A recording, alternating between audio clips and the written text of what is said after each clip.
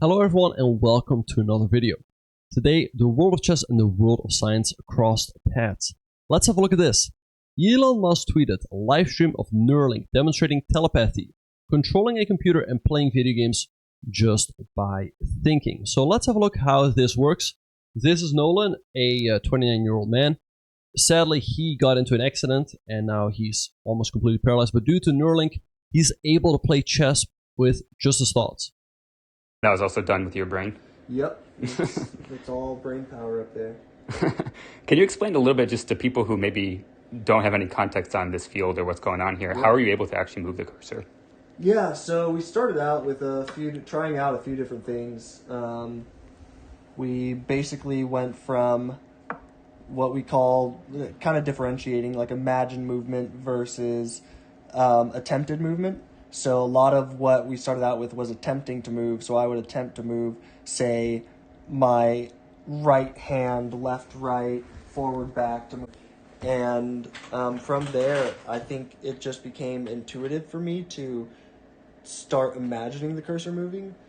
Basically, it was like using the force on a cursor, and I could get it to move wherever I wanted. Just stare somewhere in the screen, and it would move where I wanted it to. Which was such a wild experience. This guy wants to know if you feel like a wizard. Yeah, right. It's crazy. It really is. It's so cool. I'm so freaking lucky to be a part of this and stuff. I mean, every day it seems like we're learning new stuff, and I just can't even describe how cool it is to be able to do this. Yeah, no, but it's really awesome for him that due to Neuralink, he's now able to do stuff he wasn't able to do before. Now, some of the chess world has also reacted to this. For example, here Chess.com tweeted, "If this eliminates mouse flipping, I'm getting 1-2." And but some people were a little bit concerned. For example, here Christian Karila said it's over. And I think that's something a lot of people in the chess world are concerned about. Like, hey, now that Neuralink becomes a thing, can people also cheat using Neuralink? I don't know. Who knows? Anish seems pessimistic. He tweeted, "The cheaters are coming for us." Christian. Disrespecting Christian here a little bit. Christian's name is written without the H, so Anish has to check his spelling. And Anish also tweeted, "Lol, they actually made the first Neuralink patient play chess." I don't know why he finds it so funny, but anyway. And Hikaru also weighed on this. He tweeted, "Change is coming, but we're not there yet. A reminder of what was possible even back in the mid-2000s. The first person to receive the implant, Matthew Nagel, moved a cursor, opened email, played a simple video game called Pong, and drew a crude circle on the screen." Which, yeah, it's true. They've definitely already had microchips for a long time.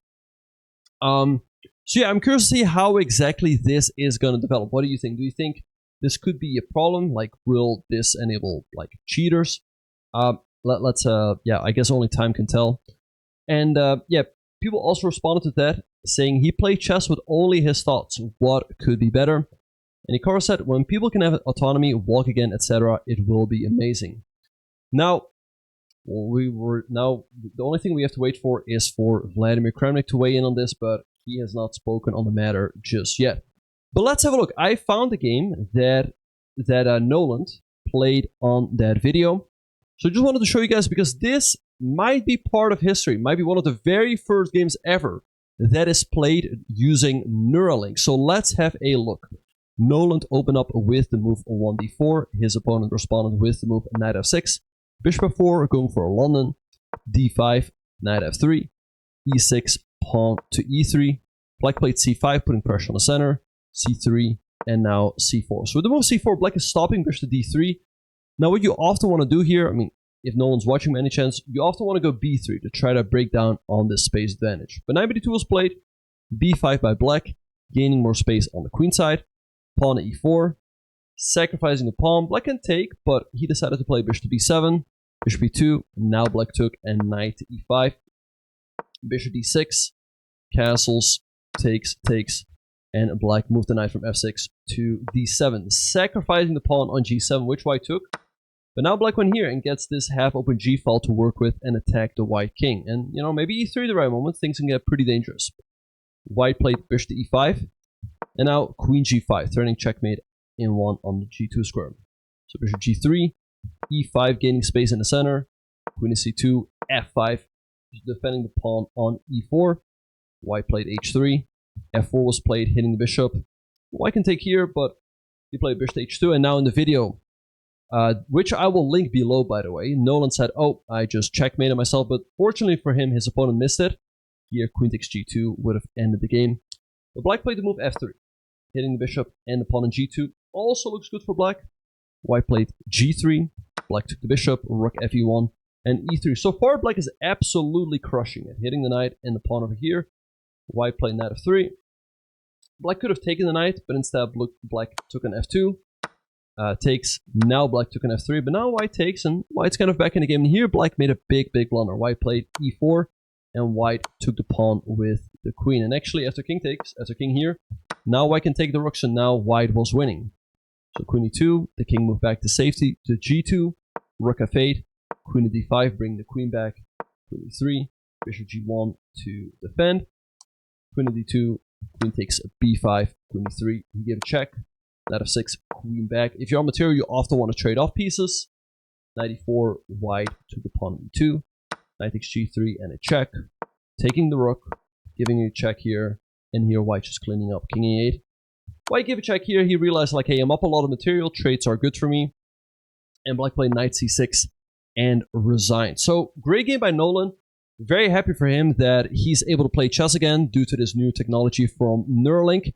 And what I found really interesting to see in this game is that he actually made some of his moves pretty quickly. I thought, you know, maybe it's going to take him a while to move some of those pieces. But I see here, the fastest move he played in the game only took him 1.2 seconds. So, I don't know. It's very interesting to see how this will develop. Let me know what you guys think. Do you guys think this could be a concern? Like, are people going to use, like, will they ever be able to implant, like, stockfish into people's brains? And some people, including Hikaru, said it many times. Once Neuralink becomes a thing, he's honestly worried that professional chess might be over. Do you agree? Do you think that's going to happen? Of course, for the most part, I think it's a great thing that people are now able to do things they were not able to do before. Especially, yeah, when like Hikaru said, if they can, you know, walk again, regain autonomy, stuff like that. So yeah, overall, it's great news for the world of science. So hope you guys enjoyed this little video. I thought it was interesting, and that's why I made this one for you guys. And yeah, I look forward to seeing you all in the next one. Thanks everyone for watching.